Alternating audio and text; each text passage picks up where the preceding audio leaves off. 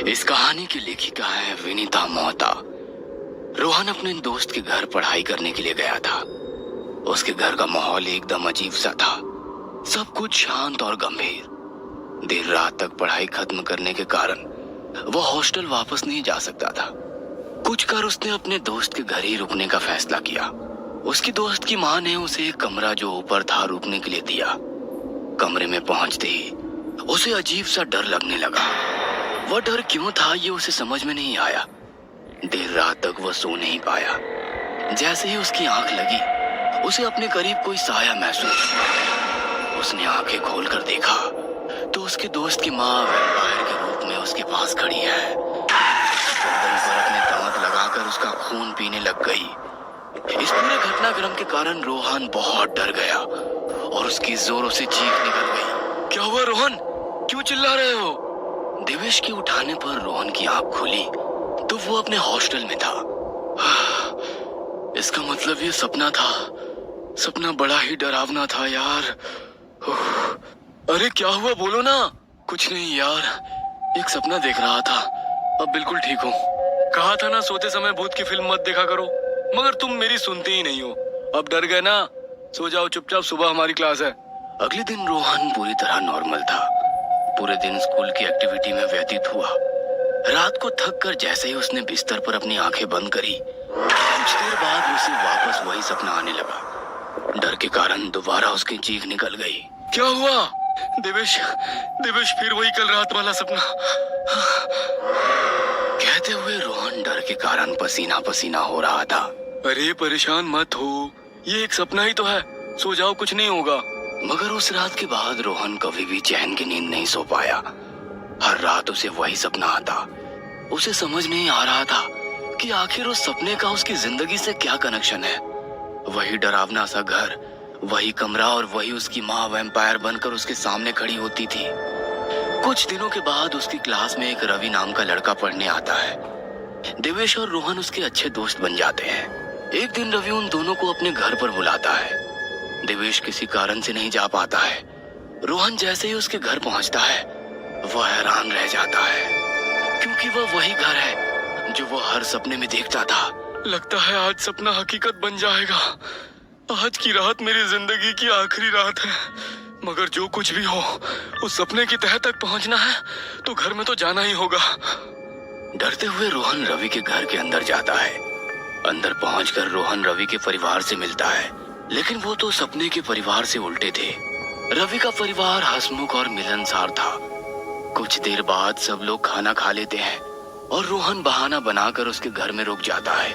रोहन को रुकने के लिए वही ऊपर का कमरा मिलता है। रोहन उस कमरे में जाता है तो सामने वही औरत की फोटो लगी थी जो उसे सपने में नजर आती थी। वह तस्वीर उतार कर देखता है तो उस पर रति बाला लिखा था। रवि, ये कौन है? ये इस घर की पुरानी मालकिन है। दादाजी ने इनसे ही घर खरीदा था। क्या तुम ये तस्वीर रात के लिए यहाँ से हटा सकते हो? हाँ हाँ, क्यों नहीं। रवि तस्वीर हटा देता है और उसे स्टोर रूम में ले जाकर रख देता है। रोहन कुछ देर तक रवि से बातें करता रहा, फिर दोनों उसी कमरे में सो गए। आधी रात को तेज बिजली कड़कने लगी और दूर कहीं उल्लू के रोने की आवाज आ रही थी। बिजली की गड़गड़ाहट से रोहन की नींद खुल गई तो रति बाला उसके बिस्तर के पास खड़ी थी। रोहन की चीख निकल गई। क्या हुआ, तुम क्यों चीख रहे हो? यहाँ पर अभी कोई था। रवि ने चारों ओर नजर दौड़ाई पर वहाँ पर कोई नहीं था। शायद तुम्हें वहम हुआ होगा। रोहन सारी ओर देखने लगा तो उसे भी रतिवाला कहीं नजर नहीं आई, लेकिन तभी उसकी दोबारा चीख निकल गई। उसने रवि को दीवार की ओर इशारे से कुछ दिखाने की कोशिश की। सामने का नजारा देखकर रवि भी चौंक गया। रतिवाला की तस्वीर वहीं पर टंगी हुई थी। उन्हें समझ नहीं आया कि जो तस्वीर वे लोग स्टोर रूम में रखाए थे तो वापस ऊपर कैसे आ गई। दोनों सारी रात सो नहीं पाए। रोहन ने अपने लैपटॉप खोले और रतिवाला के बारे में सर्च करने लगा। अचानक उसकी निगाह गूगल पर रतिवाला की तस्वीर पर गई। वहां पर लिखा था रतिवाला एक नर पिशाच। वहां पर उसके बारे में सिर्फ ऐसा लिखा था कि बिहार के पटना के पास एक छोटे से गांव में रतिबाला नाम की लड़की रहती थी। शुरुआत में तो वो बहुत नॉर्मल लगती थी, मगर धीरे धीरे गांव के लोगों में चर्चा होने लगी कि उसके ऊपर किसी बुरे साए का प्रकोप है। उसके हम उम्र बच्चों ने उसे कई बार कुत्ते, बिल्ली या फिर जिंदा मुर्गे को खाते हुए देखा था। गांव के लोगों ने जब उसका विरोध करना शुरू किया तो वो वहां से गायब हो गई। इससे ज्यादा उसके बारे में कुछ नहीं लिखा था। रोहन ने उसके बारे में जानने का फैसला लिया। वो उसके गांव जा पहुंचा। गांव पहुंचने पर भी जितना उसे नेट पर पढ़ने को मिला था उतना ही वहां के लोगों को पता था। इससे ज्यादा किसी को कुछ नहीं पता था। ये रतिबाला और मेरा क्या संबंध है? वो मेरे ही सपनों में क्यों नजर आती है? रोहन अपनी कार से वापस अपने शहर लौट रहा था। अचानक उसकी कार रास्ते में एक घर के सामने रुक गई। घर बहुत ही पुराना सा था। अब ये और क्या मुसीबत है? कार चलते चलते अचानक क्यों रुक गई? रोहन ने घर की ओर देखा तो ना जाने किस सम्मोहन में उस घर की ओर खींचा चला गया। दरवाजे को जैसे धक्का दिया तो दरवाजा अपने आप खुल गया।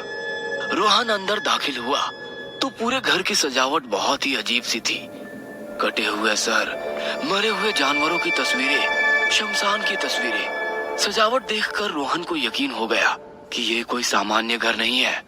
वो बाहर जाने वाला था कि उसके पैर अपने आप सीढ़ियों की ओर बढ़ने लगे। नीचे से ही चले जाओगे? ऊपर आकर हमसे मिलोगे नहीं? कौन है?